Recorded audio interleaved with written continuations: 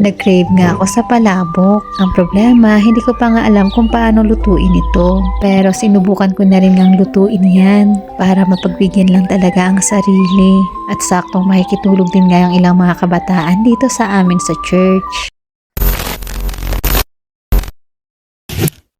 Panibagong araw, panibagong kwento ng kanyang biyaya. Medyo nabibisi na nga kami ngayon sa preparation para sa aming vacation Bible School. Kaya itong table palipat-lipat. Kinuha ko muna para magamit ko nga sa aking pagdi-devotion. Ito yung best time sa akin na makapag-meditate dahil tulog pa nga si Via. Mag-alas 7 na nga ito ng umaga kaya naabutan na rin ako ng sinag ng araw. Anyway, share ko na rin nga itong nag-strike sa akin sa binabasa ko. Sa buong chapter nga na binasa ko, nag-strike sa akin yung verse 24. Basahin mo na lang nga yung verse habang sinashare ko yung naging message neto sa akin. Sa buhay ko, gusto ko talagang maging magbunga sa lahat ng bagay. At sa unang mga talata nga, pinakita sa akin kung saan nga ba ako dapat mas maging mabunga. At yun ay ang pagiging mabunga sa pagsunod sa kanyang kalooban. At para mangyari iyon, kailangan kong mamatay sa aking sarili. Ibig sabihin, hindi na yung mga pansarili kong gusto yung masusunod, kundi yung nais ng Diyos para sa akin ang dapat kong sundin. Kaya kaibigan, kung gusto natin maging mabunga sa Diyos, dapat ay maging handa rin tayong mamatay para sa ating sarili. Alam nyo, marami rin akong pangarap sa buhay, pero unti-unti nakikita ko nga ito na taliwas sa gusto ng Panginoon para sa akin. At yun nga yung patuloy kong sinusurrender sa Panginoon hanggang ngayon.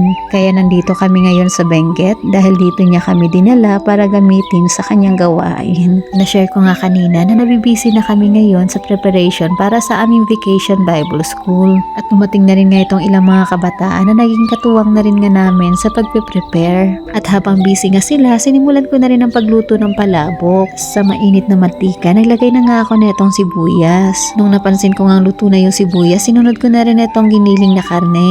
Nilagyan ko ng patis para magkalasa. At nilagay ko na rin nga itong tinapa. Pagkatapos nilagyan ko na rin nga yan ng tubig. Para sa pampalasa, naglagay naman ako ng paminta, shrimp cube, kunting asin at kunting asukal.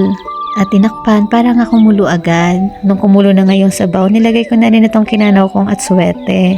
At para sa pampalapot, nilagyan ko na rin nga yan ng kinanaw ko din na all-purpose flour at cornstarch.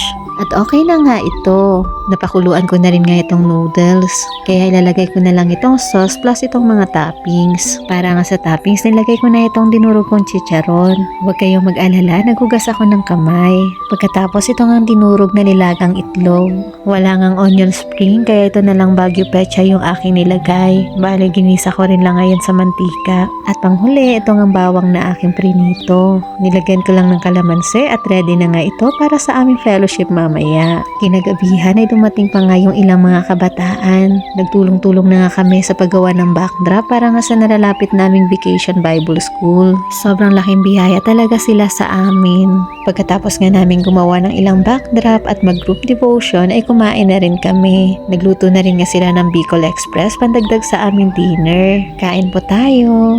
Mga sumunod na araw, ito pa rin nga yung ginagawa ng aking asawa. Sobrang blessing din nga talaga itong asawa ko dahil marunong nga siya sa mga ganitong bagay. Dito naman sa labas, ginawa naman nga ng mga kabataan ng tulay na kunwari aakyat nga ng pirate boat dahil ngayong theme ngayong BBS ay treasure hunt. At ngayon nga lang ay natapos na rin ng aking asawa itong kanyang chest na punong-puno ng treasure. Nilagyan na rin nga niya ng pailaw para talagang magmukhang kumikinang ang mga gold. At talagang tuwang-tuwa si Via sa gawa ng kanyang tatay. Ang lahat ng ito ay sa biyaya lang ng Diyos kaya sa kanya ang pinakamataas na papuri at pasasalamat. Thank you for being with us and see you in my next sharing.